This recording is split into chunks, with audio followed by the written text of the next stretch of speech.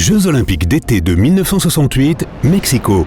18 octobre, c'est le jour où le champion d'athlétisme, Bob Beamon, a établi un nouveau record du monde. En seulement 6 secondes, il a réussi un saut en longueur de 8,9 mètres, soit plus de 2 voitures alignées l'une derrière l'autre, et a battu l'ancien record de 60 cm.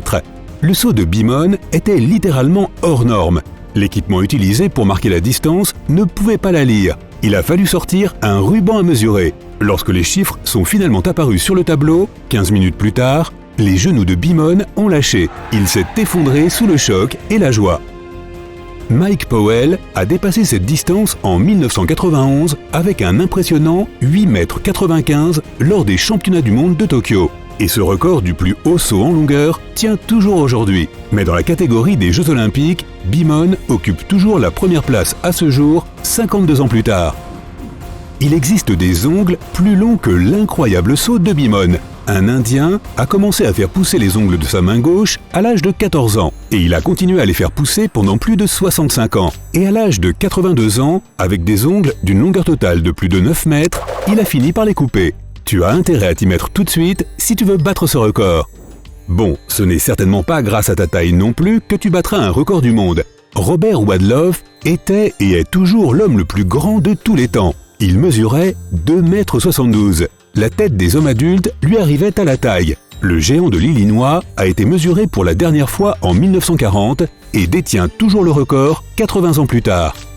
À l'autre extrémité de ce champ, nous trouvons l'homme le plus petit jamais vu. Il ne mesurait que 54,6 cm. Sa tête n'aurait pas atteint la hauteur des genoux de Wadlow. Une athlète tchèque a couru 800 mètres, la longueur de 3 terrains de football, en seulement 1 minute et 53 secondes. Elle détient toujours ce record depuis 1983. En près de 37 ans, une seule autre athlète est passée à moins d'1 seconde de ce record, mais n'a pas pu le battre. En parlant de temps, 2 amoureux nommés Octavio et Adriana se sont fiancés en 1902. Ils ont tellement aimé leurs fiançailles qu'ils les ont faites durer 67 ans. Ils ont finalement sauté le pas en 1969, alors qu'ils avaient tous les deux 82 ans. Waouh!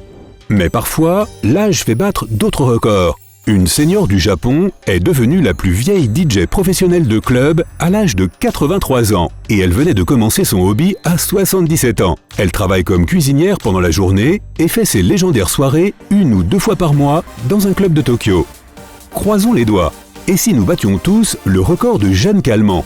Elle a réussi l'impossible et a vécu jusqu'à 122 ans. C'est la plus longue durée de vie qu'un être humain ait jamais atteinte. Elle est née en 1875 et a survécu à sa fille, à son petit-fils et au type avec qui, à 90 ans, elle avait contracté un VIH.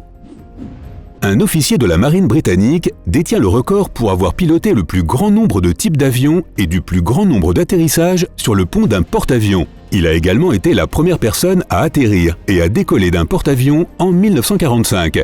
Ces records sont restés intacts pendant 75 ans. Un arbitre de football détient le record de 36 cartons rouges donnés au cours d'un match.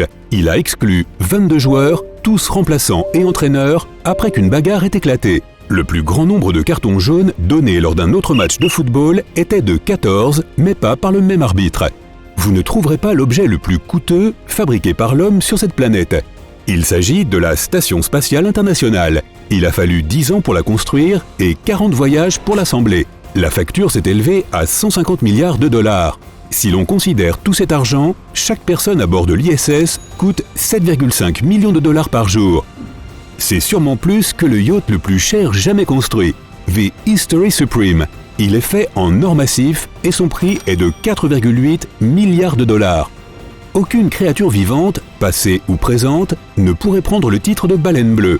C'est le plus grand animal non seulement du monde, mais aussi de toute l'histoire de la planète. Le plus long spécimen jamais observé a été repéré il y a plus d'1 siècle et il mesurait un peu plus de 33 mètres, soit plus de 2 semi-remorques l'un derrière l'autre. Le plus lourd jamais trouvé pesait près de 210 tonnes, soit le double du poids moyen d'une baleine bleue. Certaines personnes collectionnent les timbres et les vieilles pièces de monnaie. Un New-Yorkais, lui, collectionne les records du monde dans le Guinness Book.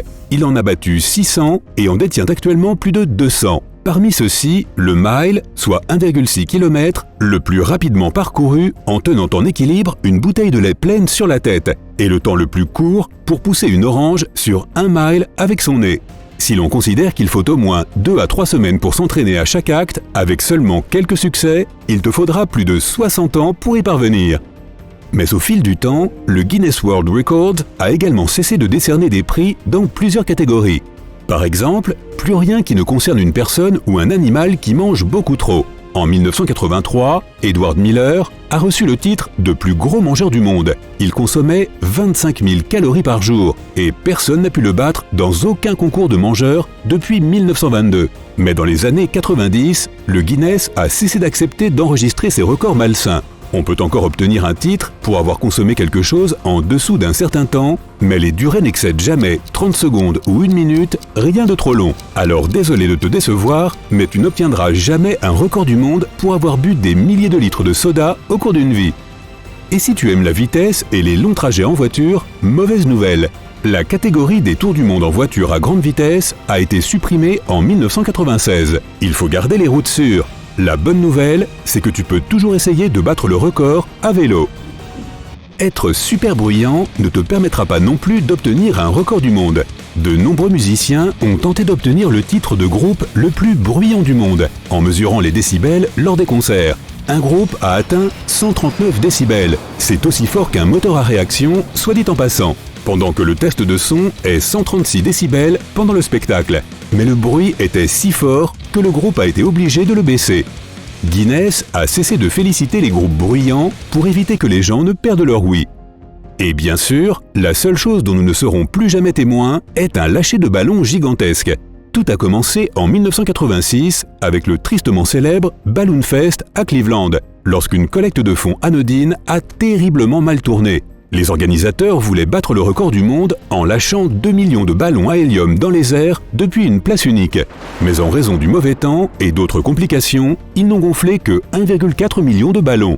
Lors du grand lâcher, des vents violents ont emporté les ballons un peu partout, ce qui a provoqué une série d'événements malheureux. 2 ans plus tard, Guinness a officiellement reconnu l'événement comme le plus grand lâcher de ballons en masse jamais effectué. Mais Cleveland est également devenue la dernière ville à détenir un tel record. Depuis, le Guinness a supprimé cette catégorie. La direction de l'institution des records Guinness a déclaré qu'elle n'acceptait plus les records qui avaient à voir avec les sujets suivants. Avoir le plus beau ou la plus belle partenaire. Obtenir le plus grand nombre de promotions à son poste en 1 an. Créer le plus petit avion en papier. Avoir le nom le plus original. Écrire le poème le plus long ou le plus court. Prédire les victoires et les défaites lors d'événements sportifs, les marathons de massage, et le temps le plus long entre le moment où l'on demande à quelqu'un un rendez-vous et celui où l'on va effectivement à ce rendez-vous.